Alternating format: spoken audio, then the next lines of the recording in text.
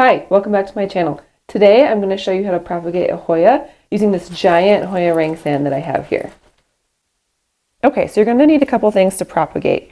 You're going to need a way to snip off part of the plant.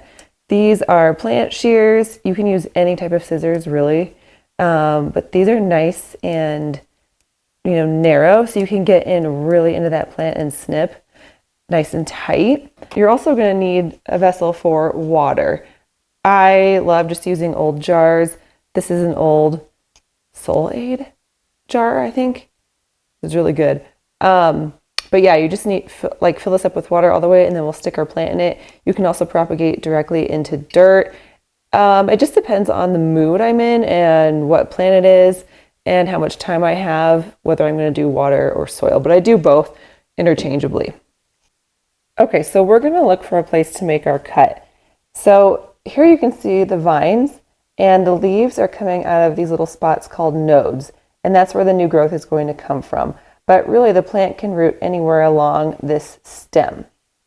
So what I'm going to do is I'm just going to cut as far down here on the stem right before that node. Now you have it. You have a cutting here. What you can do is fill your jar with water and then just set this in there in the water. You have to make sure that it doesn't tip out. So a jar with a narrow opening might work better for you. It just depends on what you have on hand. Oh, I lost a leaf. When the plant has been in water for some time, it will look like this. So you see this has roots coming out of every section of that stem. This one's been in water for a while. This is a Wilbur Graves.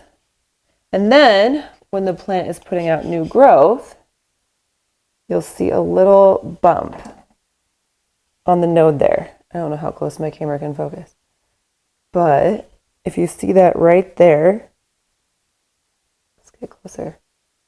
It's red, and eventually those will get bigger and they'll branch out, and this will start a new vine. So there you have it. It's really easy to propagate a Hoya.